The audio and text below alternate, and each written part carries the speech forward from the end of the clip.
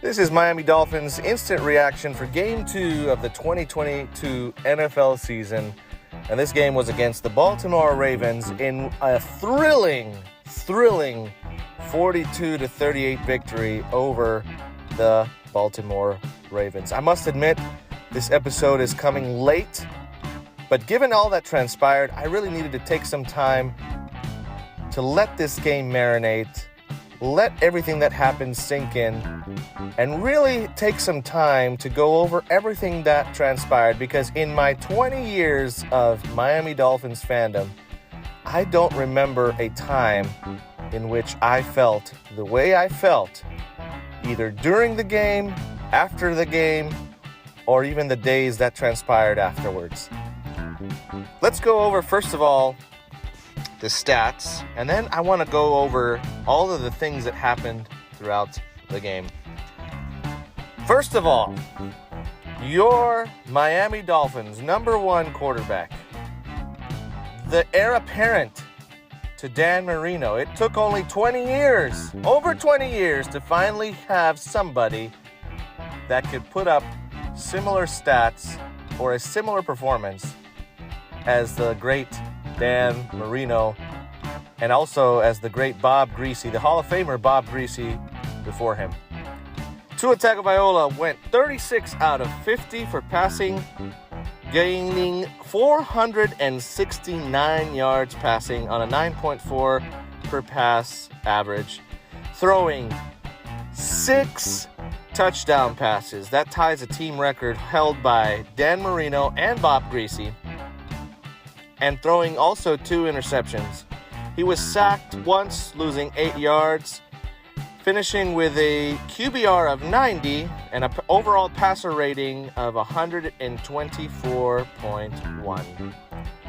The rushing game was much improved from the previous game against the Patriots. Raheem Mostert led the way with 11 carries, gaining 51 yards, and Chase Edmonds, which was probably one of the plays of the game, going 5 carries for 33 yards, but 28 of those coming on a long run that pretty much set up the game-winning touchdown for the Fins.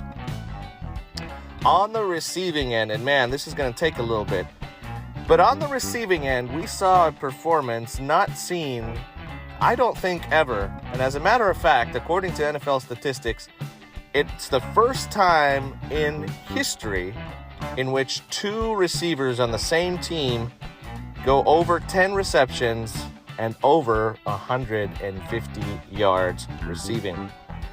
This game had Tyreek Hill leading the way with 11 receptions, going for 190 yards. I got Tyreek on my fantasy team, so you best believe I was happy about that. Getting an average of 17.3 per reception, getting 2 touchdown passes, and going for a long of 60 yards. He was targeted 13 times. Jalen Waddle would tie Tyreek with receptions, gaining 11 receptions, going for 171 yards with an average of 15.5. Also scoring 2 touchdowns and going for a long of 59 yards. However, Waddle was targeted 19 times.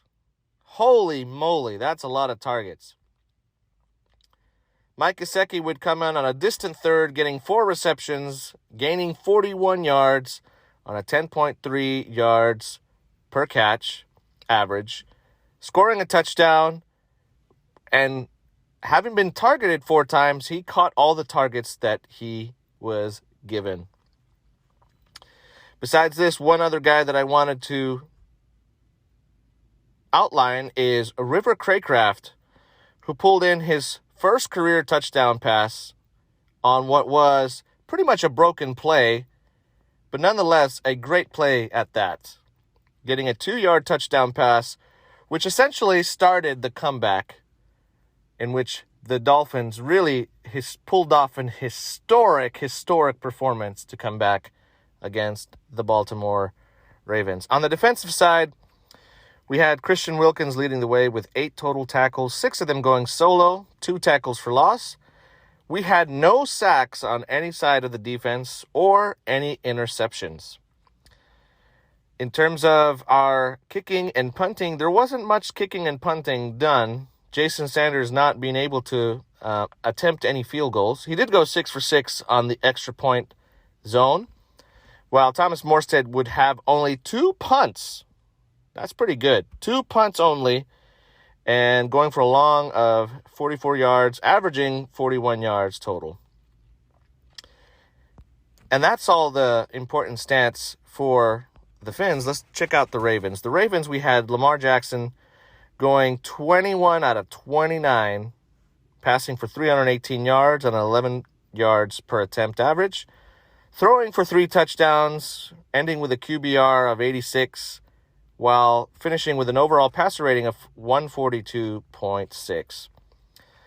In terms of rushing, Lamar Jackson would lead the way with 9 carries and 119 yards, scoring a 79-yard touchdown that seemed to put the game to bed.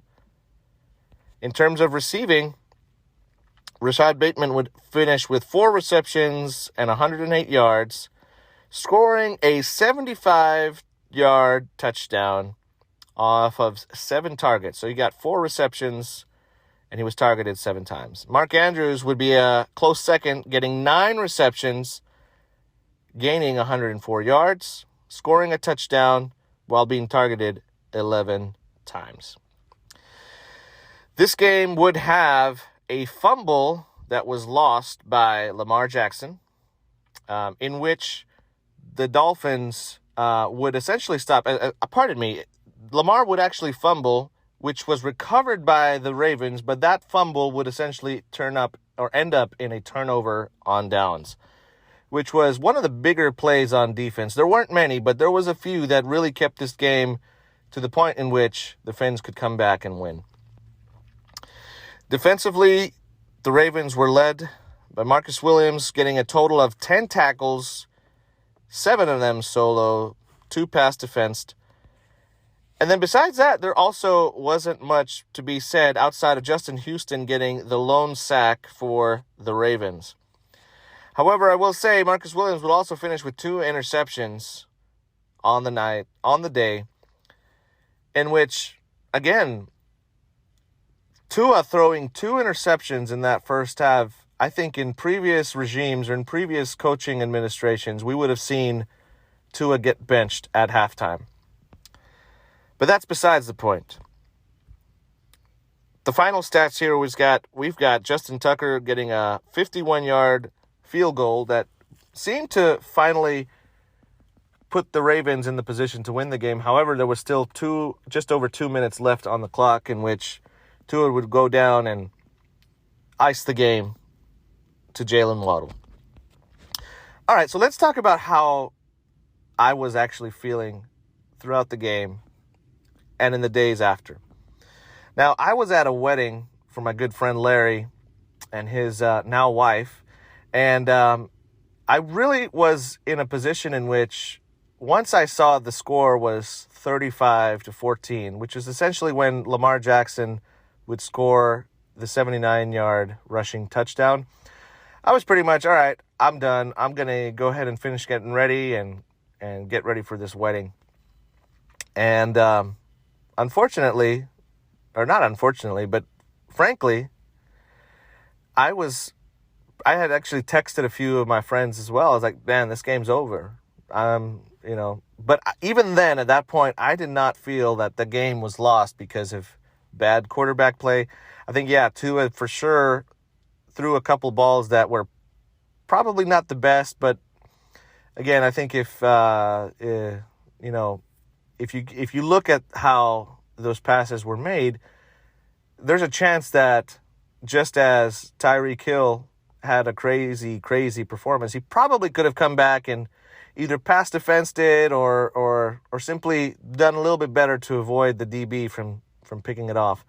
Nonetheless, despite those 2 interceptions, to see Tua do what he did in that second half was nothing short of remarkable. So let's talk about how I felt throughout this game. the second I saw Lamar go for that long touchdown pass, I'm like, well, here we go again. This is just going to be one of those games that we lose by a ton. And I've seen the Ravens do it to the Finns way too many times. And I don't think in any moment of my Dolphins fandom would I have thought to think it remotely possible to come back after seeing our team go down the way they were going down. Usually, as soon as I see that a team we play against gets above the 28-point threshold and we're barely past a touchdown or so, it's pretty much where I say, okay, this game's done. And statistically, if you look, once the team who's winning gets past the 30-point threshold or so, it's pretty much a done deal unless you're like already at 3 touchdowns or only down no more than a score and a half or 2 scores. And seeing what I saw in that fourth quarter, 28 points in that fourth quarter is nothing short of just a crazy miracle. There's so many things that I could say about that quarter that I had never seen before, to be honest. I will say that as I'm watching this game, even in the first half, despite the 2 interceptions, I saw a different Tua. I saw a more confident Tua. I saw a Tua who, in my opinion, cemented himself as a high-caliber starting quarterback, dare I say, a franchise quarterback for this Dolphins team. And as much as I hear other people bash him because, well, there was actually a few guys who were saying, well, those throws you got to make, those throws that he made, those are just regular NFL throws. I mean, those are just the throws that if you can't make them, you can't be an NFL quarterback. But I think a lot of that has to do with just this idea of just how controversial Tua has been, causes this exacerbated response or reaction to anything that he does. We saw the same with the Tim Tebows of the world, Russell Wilsons of the world, because I think there's a certain element in which when you are someone of high character, there tends to be a much higher degree of scrutiny in everything you do, whether it be your play, whether it be how you carry yourself, the things you do off the field. There always is an extra degree of scrutiny for folks who seem to have high degree of character. Nonetheless, let's go over this game in a little bit of a mini narration. If you didn't get to catch it, or if you're listening to this podcast many months, days, weeks, even years prior, I want this to be kind of like a recap of emotion, a recap of something that in my mind is the turning point of this Dolphins organization. One would say that the turning point was in the hiring process of Mike McDaniel, but I think there are certain things that needed to happen for this team to believe in the possibility of a better future and of a more successful future. And I think this was the game. This was the turning point. I believe 5-10 years down the road, we'll all go back and look to this game as the day that the Dolphins awoke from their 20-plus years of mediocrity and went into a new period, a new season, a new era of success, a new era of dominance, a new era that would lead to glory. I know that might sound exaggerated, but the reality is, I think everybody goes through points in their life where they could say, you know what? This was the moment that everything changed for me. For me personally, I could say that moment was when I had my son. It was the moment in which I realized that no longer was I to just look at and worry about just my wife and I, but now I had the personal responsibility of preparing and raising my son to be the best that he can be, using the resources and using the knowledge that I have. Anyways, going back to this, I would say this is the game. So if you're listening to this podcast 5-10 years down the road, if this is still around, I will say that this was the game. Maybe it won't be. Maybe it's just a fluke. But something tells me that this is the game. All right, so let's go through this game as a whole. First quarter, we had what was a 103-yard kickoff return by Devin Duvernay. And usually when something like that happens, it's like, oh my goodness, this is not going to be a good game. Whenever the momentum just terribly shifts in one direction or another in such a random moment, I think that sets the tone for the rest of the game. I can't tell you how important it was for the Dolphins to react positively to that 103-yard kickoff return for a touchdown. However, I will say that that's not how it started. The Dolphins would then take over after that kickoff return and would go 46 yards before Tua intended a pass to a double, possibly triple covered Tyreek Hill, which ended up being intercepted at the Baltimore 20-yard line. So think about this. You had the kickoff return. And then right after that, you go down the field. You go down 8 plays. And on that 8th play, you get picked off. At that point, the momentum is totally in the Baltimore Ravens side of the field. The Ravens would then take over at their own 20-yard line and would go 18 plays. They would go down on a drive that could be said was just ridiculous in terms of length. Pretty much took over most of the first quarter. 18 plays, 74 yards, taking 10 minutes and 52 seconds off the clock.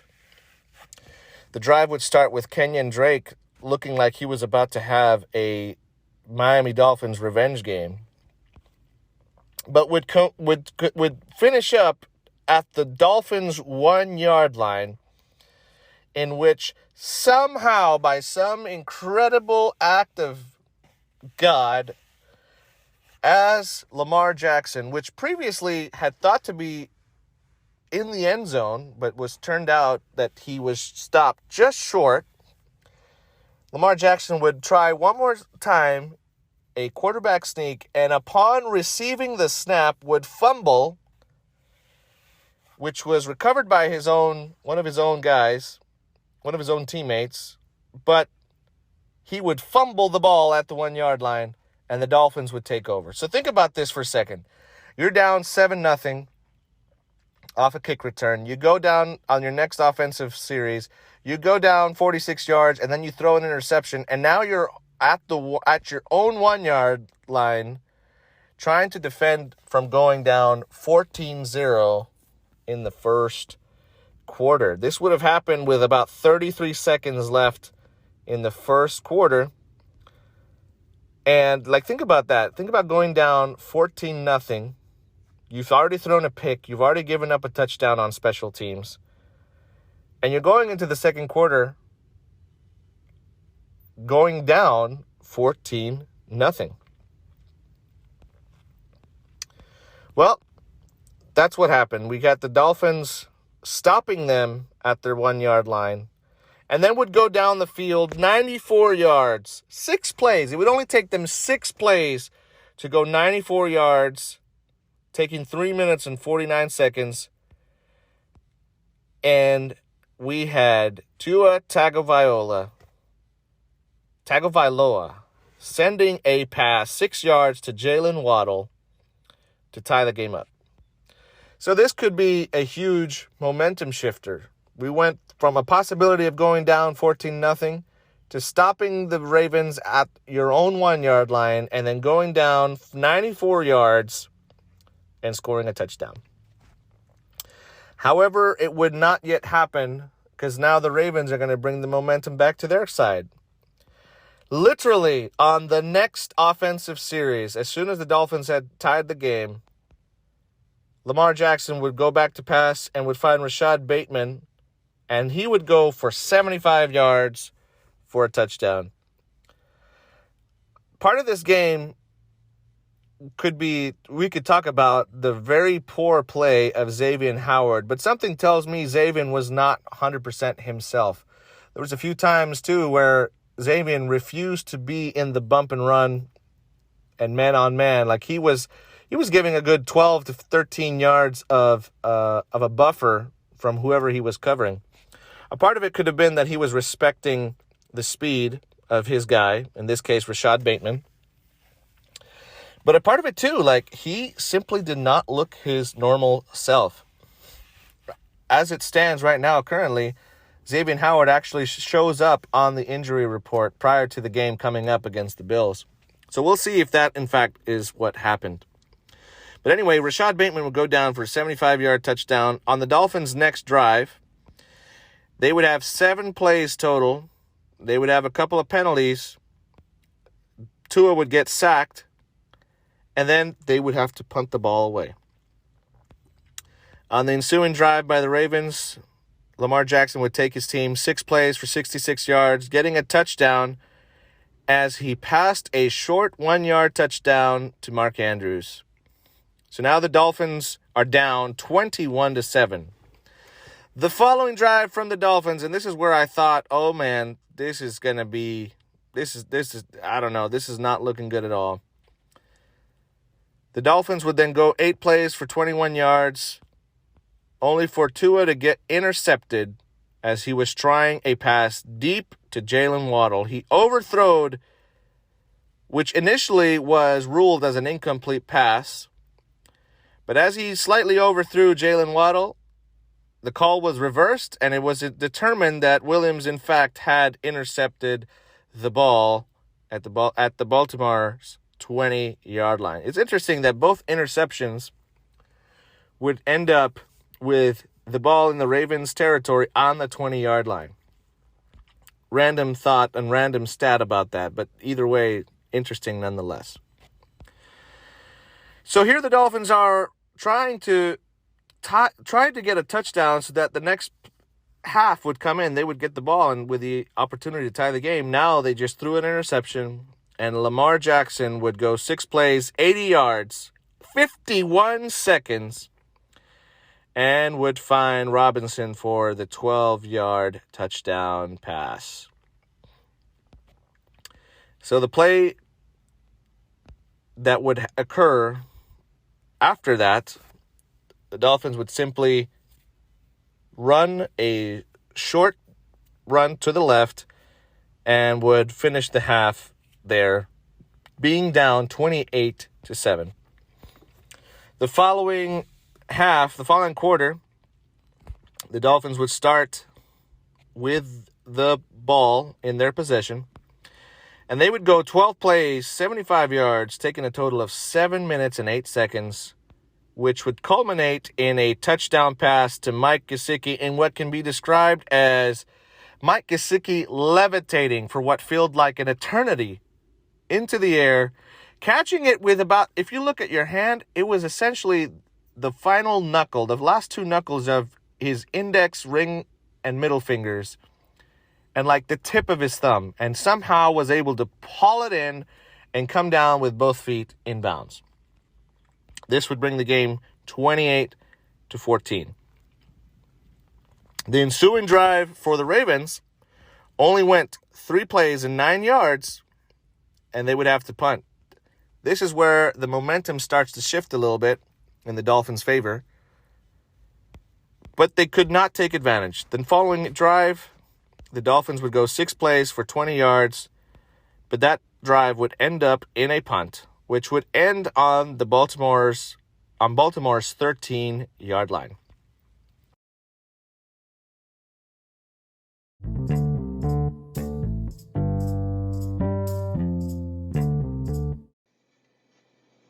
The following drive for the Ravens, and this is really where I thought the game was going to be pretty much over and done.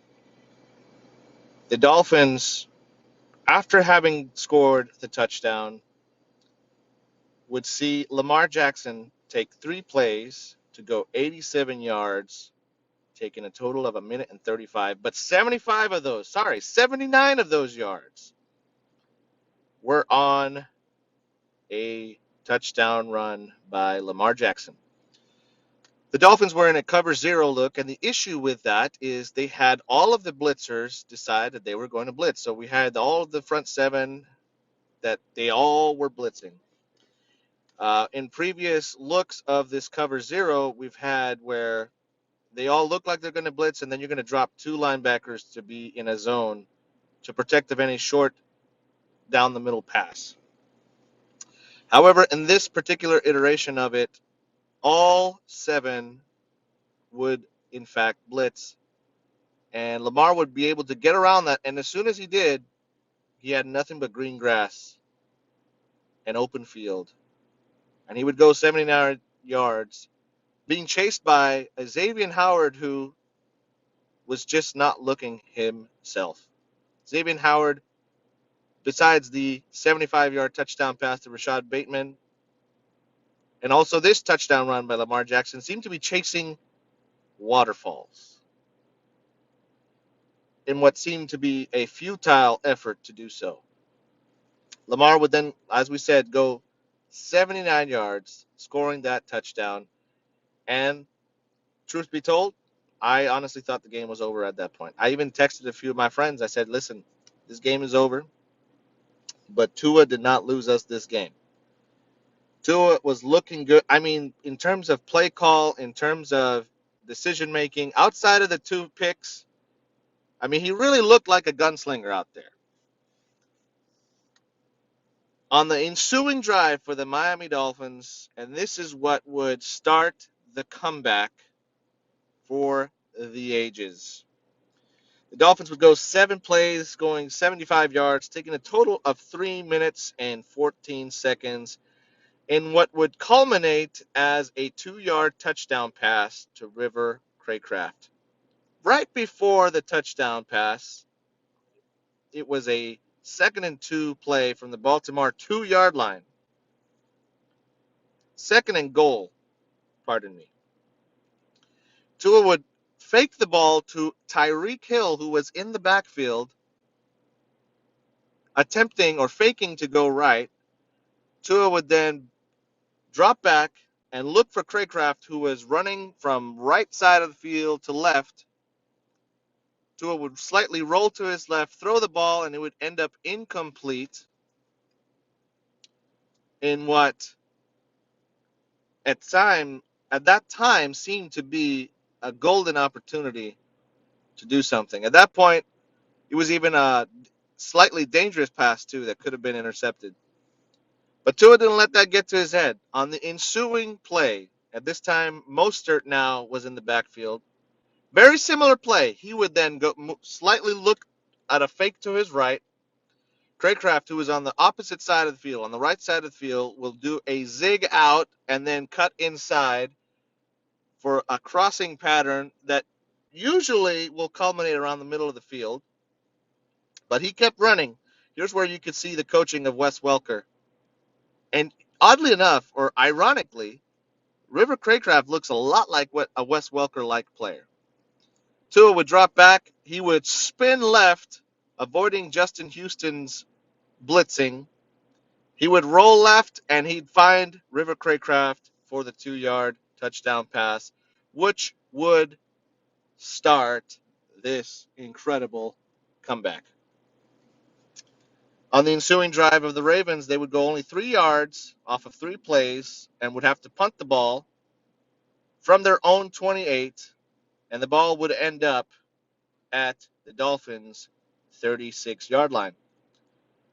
Tua would take 3 plays to go 64 yards, taking a total of a minute and 27 seconds, and would find Tyreek Hill for a 60-yard touchdown bomb.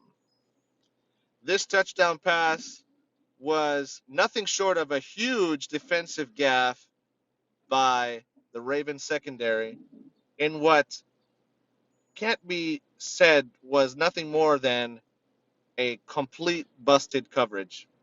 The defensive back, thinking he had safety help over the top, decided to literally stop at the middle of Tyreek's route, which would leave wide open Tyreek Hill in what seemed to be 10, 13 yards or so.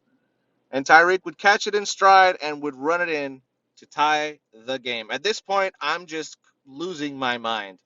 I'm in my tuxedo, about to head out the door to go to this wedding, and I'm just losing my mind. I can't believe that I'm seeing what I'm seeing. The ensuing play for the Ravens would go 6-play, 42 yards, taking a total of 3 minutes and 1 second, but would only end up in a 51-yard field goal for Justin Tucker. What's interesting about this field goal is, like, right after he made it, there was a penalty. It was a 5-yard penalty for offsides. And what would have turned a 4th and 9 to a 4th and 4, Baltimore decides to negate or decline to take the penalty and try to go for it. Instead, basically saying, you know what?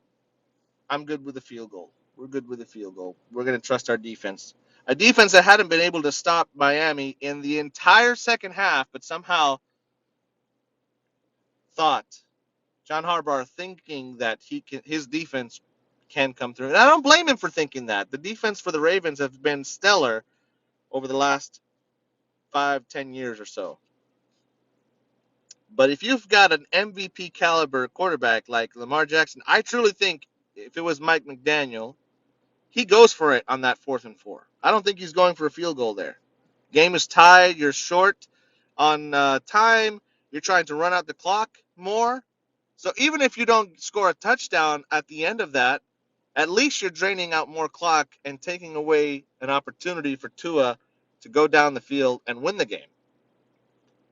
Well, they decided to decline the penalty, and then now Tua has 2 minutes and 11 seconds, or 2 minutes and 14 seconds total to tie the game. Sorry, to take the lead and win the game. Tua would then go 6 plays, 68 yards, taking a total of 2 minutes and 14 seconds, finding Jalen Waddle for the go-ahead touchdown pass. This touchdown pass, a few plays before the touchdown pass, a couple key things happened. It was 2nd and 1, 44 seconds left. Mind you, the clock is running. The Dolphins chose not to take a timeout.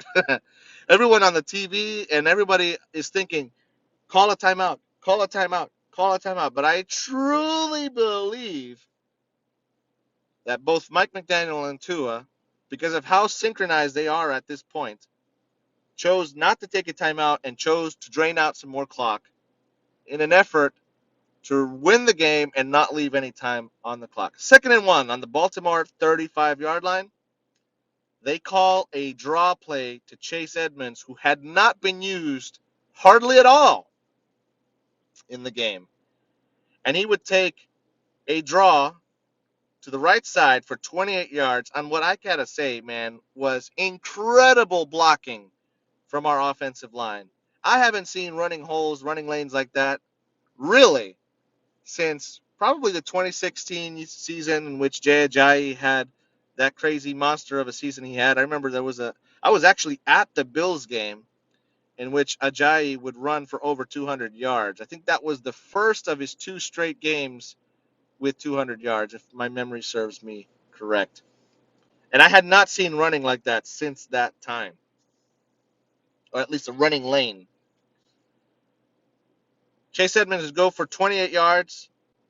Dolphins would take a timeout with 24 seconds left. From the Baltimore 7, Tua would try to find Jalen Waddle right over the middle, And as he found him, Williams would go down with an injury, which turned out to be a cramp. But that was key because that was one of their top. They're all already depleted defensive back team was already depleted. Had now lost another key component of that team. So on the play that would essentially take the lead, Jalen Waddle would drop back, roll to his left, and throw a pass in a place where only Jalen Waddle could catch it, and Jalen would come down with it, scoring the go-ahead touchdown. Jason Sanders would then kick the game out of field goal reach, forcing the Ravens on their ensuing possession to have to score a touchdown to win the game or suffer defeat. The final possession of the game, on the ensuing kickoff, Jason Sanders would kick it out through the end zone. I think he learned from that initial kickoff of the game. And I highly doubt he'll ever try to not do that anymore after that. Sanders would kick it off through the end zone, leaving Jackson to start from his own 25-yard line. Quickly, he would drop back and find Mark Andrews for 15 yards, take the ball to the Baltimore 40-yard line. They would quickly take a timeout. On the ensuing possession, Lamar would pass back, trying to throw a pass which was so closely intercepted by Melvin Ingram. Melvin Ingram has had an incredible season so far. He didn't do much in this game, but man, that pass, if he would have come down with it, holy moly. At that point, Lamar has no choice but from his own 40-yard line, either attempt a Hail Mary or try to find a short pass that would lead to a closer opportunity for a Hail Mary. Lamar would pass back. He would find Wallace for a 9-yard scamper. Kader Kohou would come down with a tackle. And Baltimore would take their final timeout. With 4 seconds left on the clock from their own 49-yard line, Lamar would pass back, would drop back, and heave it up, attempting to reach Rashad Bateman, who essentially was unable to come down with it, and the game would be over with Miami coming down with an incredible come-from-behind victory, scoring 28 points in the fourth quarter, winning the game 42-38. And this is why I say this game is, in fact, the game in which the tide turned for the Miami Dolphins. I've seen a lot of great performances by Finns of seasons past. We saw the likes of Ajayi, who would have 2 straight games gaining over 200 yards rushing. We saw games in which Jarvis Landry would get a ton of catches. We saw games in which Ryan Tannehill would throw a miracle pass that would end up after 2 laterals in the hands of Kenyon Drake, and he would go down and score a winning touchdown that would essentially take away home field advantage in the playoffs for the New England Patriots. We saw plays in which the Dolphins would come up with an experimental offense, and Ronnie Brown would score or be responsible for 5 offensive touchdowns in the Wildcat game against the Patriots. Back in the Marino years, you saw all kinds of incredible performances. But there were only 2 other guys who had a quarterback performance that Tua had in this game. And those 2 other guys are both Hall of Famers. Bob Greasy, who had a game like this, I believe it was in 1976. And then we had Dan Marino in 1986, who would throw for 6 touchdown passes. And now today, we saw on September 18th, 2022, Tua Tagovailoa throw for 469 yards, throw for 6 touchdown passes. And I'm telling you, this truly, in my opinion, has changed the tide, has turned the tide for the Miami Dolphins. I think truly we will look back years from now and we will see this game as the game in which the Dolphins birthed a new identity. A Dolphins team which had been known for mediocrity. Even between my friends, we would make fun of the fact that every year was either going to be an 8-8 or 7-9 or 9-7 season, and we would be out on the playoffs in the last 2 games of the season. A game in which has changed the identity of a team that knew nothing more than mediocrity, than scandal, and defeat. There's only one thing worse than being terrible, and it's to be mediocre. Because the thing about being terrible, I remember years in which, the year in 07 when we went 1-15, everybody knew we were terrible. But it's a different feeling because you're going into the season knowing that the season is going to be terrible. And we all knew that. The year when we lost Ricky Williams, the ensuing year, we'd go 4-12, which would end the Dave Wannstedt era for the Dolphins back in 04. And we kind of knew the second we saw that Ricky Williams was no longer going to be on the team or was going to be suspended or that he had retired, we all knew that the Dolphins were going to be terrible that year. The year in which Brian Flores took over the reins from Adam Gase, and we saw all the moves that were made. We saw the unloading of cap space. We saw Ryan Tannehill moving on. We saw Laramie Tunsil getting traded. We knew that the Dolphins were going to be terrible. But there's a different feeling when you know that your team is going to be bad from when you think your team has some type of an opportunity from being decent. To be mediocre and mediocrity, to me at least, it's a disgusting feeling because there's this sense in which you should have been able to do more. But because of whatever reason, you weren't able to. Mediocrity usually speaks about a lack of realized potential. Mediocrity usually is a result of not trying hard enough to do what you are in fact capable of doing. And that's what it's been like as a Dolphins fan the last 20 years. Every year you go into it with a positive note. And every year, just as the season is coming to an end, you get lambasted. You get crushed. You get absolutely destroyed by the realization that your team really isn't as good as you thought it was. It's like the famous Denny Green rant in which he screamed, "The Bears are who they thought they were, and we let them off the hook." Well, the mediocrity of the Dolphins, nothing had changed.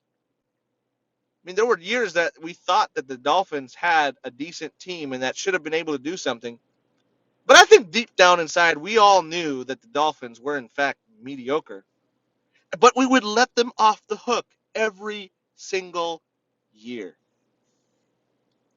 This is why now, seeing this performance, I really think that the Dolphins have turned the corner, and it really has changed the identity of this team. I got to hand it to Mike McDaniel because going into a team that was dealing with all of the off-the-field issues, the tampering from owner Stephen Ross, the lawsuit by Brian Flores against the Finns after getting fired,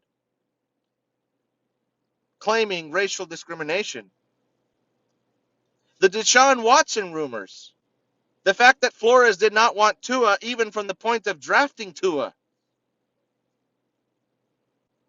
The fact that Tua, coming on a team with all this drama, having experienced a career-threatening injury, not getting any support, not getting any of the tools to be put in a place of having success, put in the position to have success,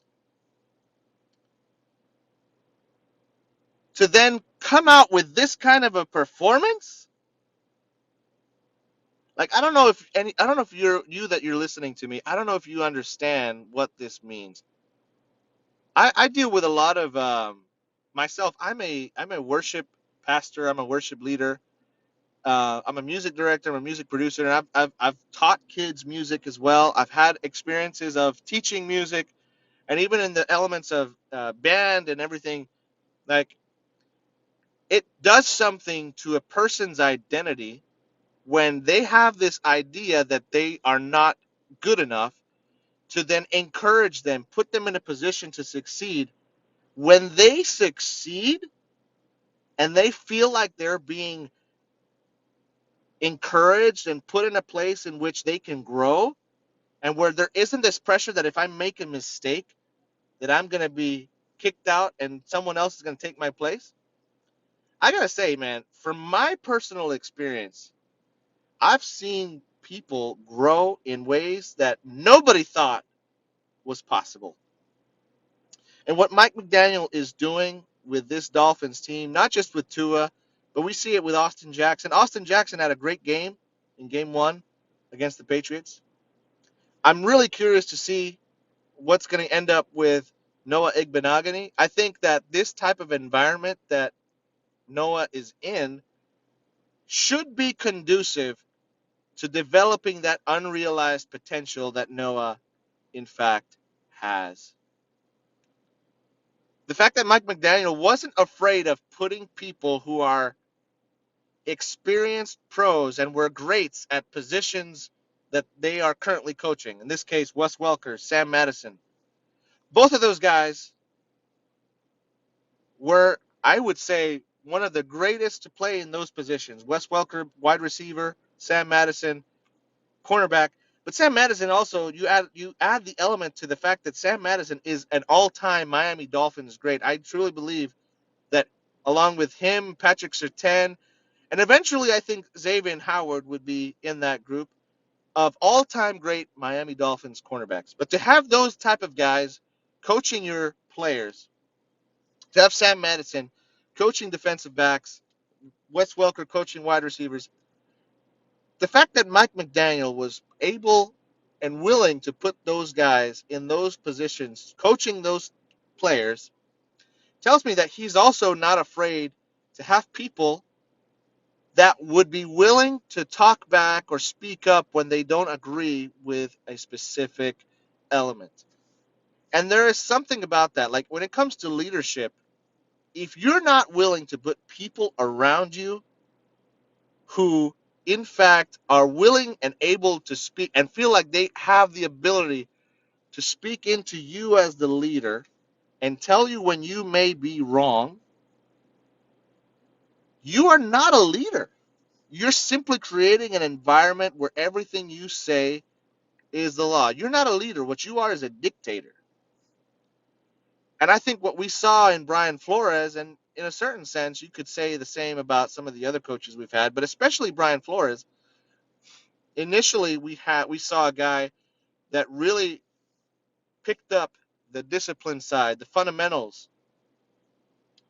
But eventually, it turned into this dictatorship in which was not conducive to the development of these younger players, but the development of the emotional maturity of these younger players. And so I truly believe that Mike McDaniel has, in fact, not only has he been able to change the culture of the locker room, but he's been able to lift up these players who I think emotionally and mentally were being crushed and put them in a position to succeed. And I got to tell you, as a Dolphins fan, but just as somebody who also leads people on a week-to-week basis, it is an incredible, incredible, incredible example of how to lead. And I got to say, I truly believe that this is the season, this is the team that will in fact go down in history as when the Dolphins finally turned it around. I mean, ever since Shula retired, we went from coach to coach to coach. I mean, just off the top of my head, let's just do this exercise to see. After Don Shula retires, we bring in Jimmy Johnson. Jimmy Johnson made it apparent that he felt that the team needed to go in a different direction from Dan Marino. Jimmy was essentially strong-armed into keeping Dan Marino and essentially cut his wings in certain elements from not allowing him to make plays, make play calls, or make audibles, or simply just changing the way that Marino. Now, that doesn't change the fact that I don't think the Dolphins really ever had a team that could compete for a championship past the late 80s. I think after the late 80s happened, and after that one run against when they reached the Super Bowl against the 49ers back in, I believe it was 84, I really didn't think that there was a team that could ever get close to a Super Bowl winning team because of the things here that we're talking about. They needed a team, they needed a front office, and they just didn't have that. So after Don Shula, you've got Jimmy Johnson. Jimmy Johnson has his deals. Doesn't work out. I believe from Jimmy Johnson we ended up with Dave Wanstad, if I'm not mistaken. That didn't work out. Dave Wanstad gets fired in the middle of 2004 season. Dom Capers, there's a name I bet you haven't heard in a long time, would take on the team. And there was actually that one game against that Monday Night Football game against the Patriots in which the Dolphins would win the game pretty much in the last second. That I really thought, man, this is cool. This is a team that can, maybe do something with his leadership. It may have actually been Jim Bates now that I think of it, but either way, you get the gist of it. After that, we had the debacle that was the Nick Saban era. The constant rumors about Alabama, about him going to Alabama, which eventually turned out to be true. The travesty that was the Cam Cameron season, followed by a couple of good years where you had Bill Parcells come in as the head of football operations, and then you had, Tony Sperano, who would take the Fins after going 1-15, would take them to go 11-5, winning the division and making their first playoff appearance, I believe, since 2001, if I'm not mistaken, or 2000, only to get crushed by, in that time, one of the stronger Ravens teams. That game was an absolute crushing game, and I don't think Sperano would recover from that. Next two seasons would be mediocre. I think it were back-to-back 7-9 seasons. After Sperano would leave, would come the era of Joe Philbin, and we all know how that was. We saw on Hard Knocks that Joe Philbin was just a micromanaging, no personality coach that just was not able to get the job done. He just did not know what he was doing. After Joe built Philbin, we then hired what we thought was like a Mike McDaniel type of guy, this offensive guru coach, Adam Gase. And at first, Adam Gase seemed to be, he seemed to be the guy. Like, it seemed to be that Adam Gase was going to be able to take this team to a different place. And I will say, to his defense, he did not have Ryan Tannehill. I don't think he ever got to have Ryan Tannehill for a full season. The one year that they made the playoffs, he would lose Tannehill against the Cardinals. I believe it was like week 14, week 13 or so. And then we'd have to ride the rest of the season between Matt Moore and Pat White, of all guys. I remember then the playoff game, they made the playoffs that year, and they would play the Steelers. Matt Moore was getting his butt handed to him. Pat White would have to come into the game, and Pat White would get absolutely destroyed. I think that was the last snap Pat White would play in the NFL. Pat White was rolling, I believe he was rolling left or rolling right, and he just gets absolutely smashed. And then after that, the Adam Gase era would end shortly thereafter, followed by a short period in which you'd have Dan Campbell. And I don't remember if Dan Campbell actually happened to be towards the end of the Philbin era. When Joe Philbin was fired, Dan Campbell would take over the team and would actually do some pretty cool stuff. Adam Gase would come in and he would not last. I remember the absolute drubbing that was the game against the Bills in the 2018 season, which would be the last game for Adam Gase and would be the last game for the likes of Laramie Tunsil and Ryan Tannehill.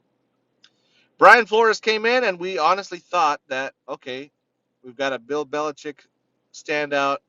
We've got a guy that is going to preach discipline. One of the things that the Dolphins had struggled for years was the constant penalties and the constant undisciplined play on the field.